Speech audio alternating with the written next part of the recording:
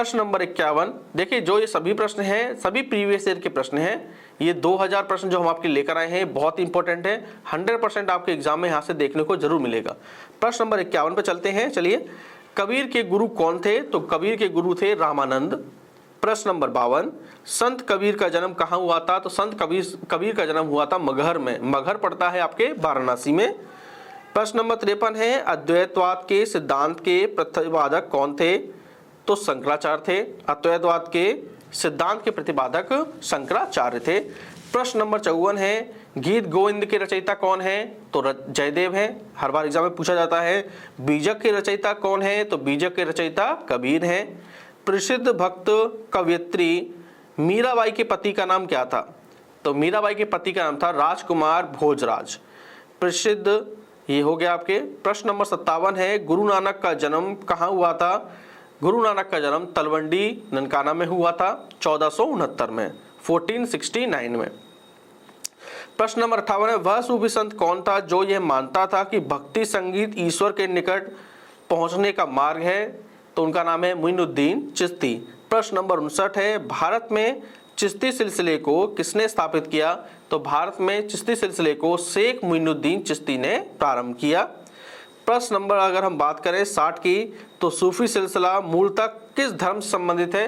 तो आपको पता है इस्लाम धर्म से संबंधित है।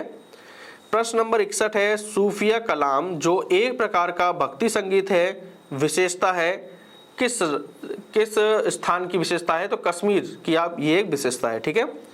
तो प्रश्न नंबर 62 की बात करें तो सूफी संत ख्वाजा मोइनुद्दीन चिश्ती किसके शासनकाल में राजस्थान आए थे? तो पृथ्वीराज चौहान के शासनकाल में ख्वाजा मोइनुद्दीन चिश्ती राजस्थान आए थे। प्रश्न नंबर 63 है, प्रसिद्ध सूफी सलीम चिश्ती कहाँ रहते थे? तो फतेहपुर सीकरी में रहते थे। प्रश्न नंबर 64 है, काव्य भक्ति के रूप में उर्दू का प्रयोग करने वाला पहला लेखक? तो उर्दू का प्रयोग करने वाला पहला लेखक था अमीर खुसरो। प्रश्न नंबर 65 है, पानीपत का प्रथम युद्ध कब हुआ? तो पानीपत का प्रथम युद्ध हुआ था 21 अप्रैल 1526 को। ठीक है। किनके बीच में हुआ ये भी लिख लीजिए, बाबर और इब्राहिम लोदी के बीच में हुआ, ये भी आपको पता है। प्रश्न नंबर 66 की बात करें तो बाबर ने प्रसिद्ध तुलगमा नीति का प्रयोग सर्वप्रथम किस युद्ध में किया? तो पानीपत के प्रथम युद्ध में ही बाबर ने तुलगमा नीति का प्रयोग किया। प्रश्न नंबर 67 की बात करें तो भारत में ग्रांड ट्रंक रोड किसने बनवाई थी? तो शेर शाह सूरी ने बनवाई थी। प्रश्न नंबर 68 है, गुजरात विजय की यादगार में अकबर ने किसका निर्माण करवाया? तो बुलंद दरवाजे का निर्माण करवाया।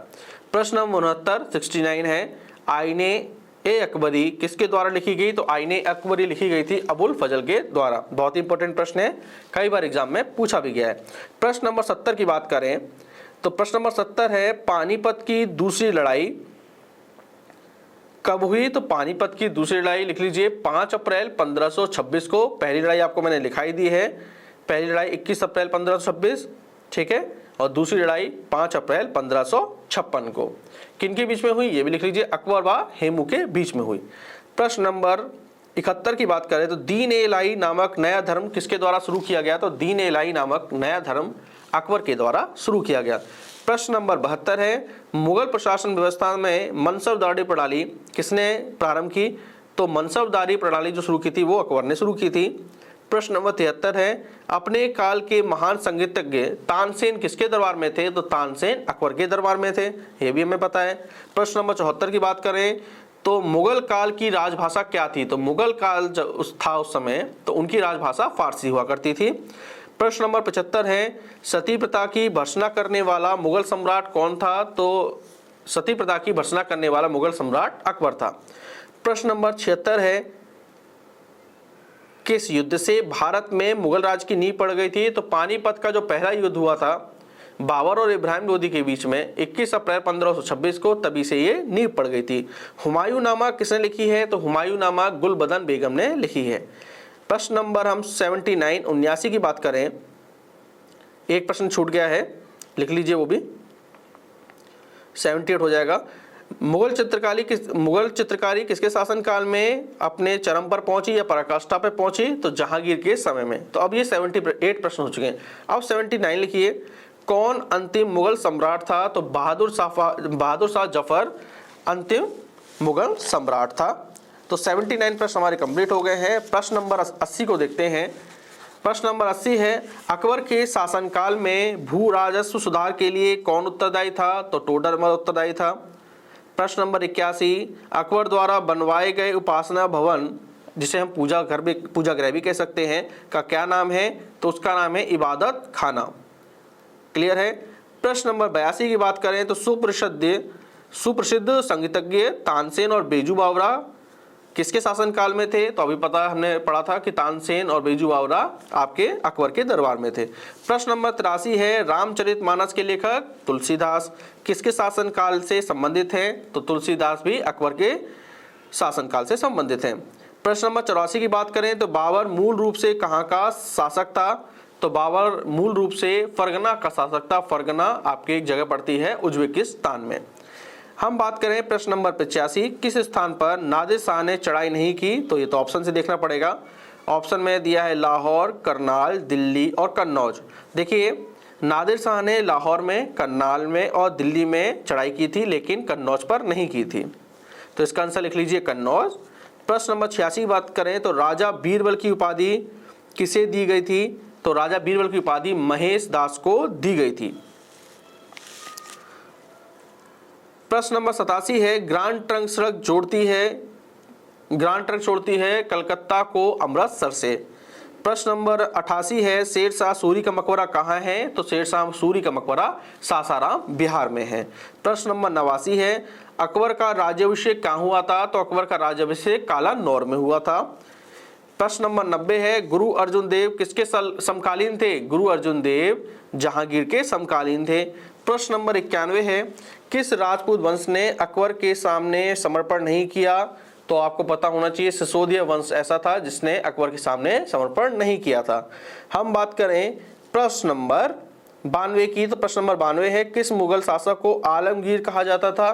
तो औरंगजेब को आलमगीर कहा जाता था। प्रश्न नंबर 93 है, हल्दी घाटी का युद्ध कब लड़ा गया? तो हल्दी घाटी का युद्ध कई बार एग्जाम में पूछा गया है, 1576 में लड़ा गया। प्रश्न नंबर है 94, फैजी किसके दरबार में रहा? तो फैजी भी अकबर के दरबार में रहा था। प्रश्न नंबर 95 है, किसके समय में मलिक मोहम्मद जायसी ने पद्मावत की रचना की? तो शेर शाह के समय में।